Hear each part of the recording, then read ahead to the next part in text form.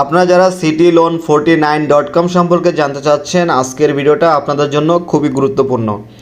আজকে আমি এই ওয়েবসাইটটা সম্পর্কে আপনাদের সাথে বিস্তারিত আলোচনা করব। আপনারা আমাকে অনেকে মেসেজ করে জানতে চেয়েছেন এই ওয়েবসাইট থেকে কি সত্যি লোন নেওয়া যায়, নাকি এরা আপনার জামানতের টাকা নেওয়ার পরে আপনাদেরকে লোন দিবে না, আপনাদের সাথে প্রতারণা করবে। সম্পূর্ণ বিষয়টি জানতে হলে অবশ্যই ভিডিওটা আপনাকে ধৈর্য ধরে শেষ পর্যন্ত দেখতে হবে। এই ওয়েবসাইটটা সত্যি লোন দেয় নাকি দেয় না, তো সেটা বলার পূর্বে আমরা দেখব এখানে লোনের আবেদন কীভাবে করেন। তো লোনের আবেদনের প্রক্রিয়াটা আমরা দেখব। তো সেজন্য এখানে লোন আবেদনে ক্লিক করতে হবে।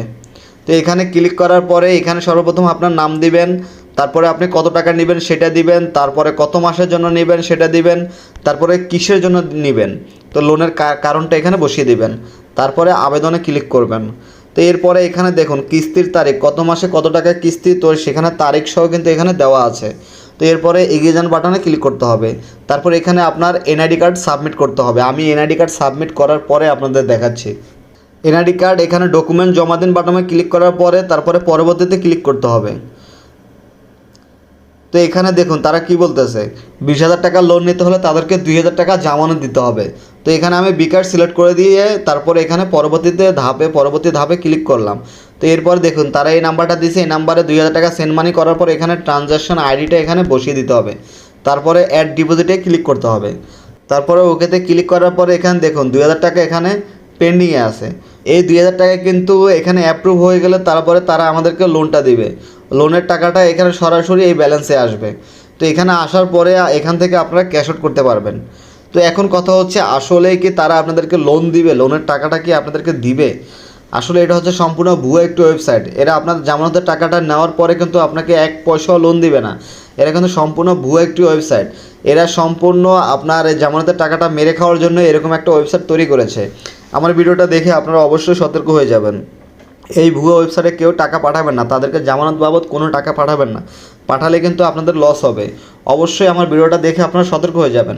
আপনারা অনেকে এই ভুয়া ওয়েবসাইটে টাকা পাঠিয়ে আমাকে কমেন্ট করে বলতেছেন, ভাইয়া আমি তো এখানে টাকা পাঠিয়ে দিয়েছি, তো এখন কি করব।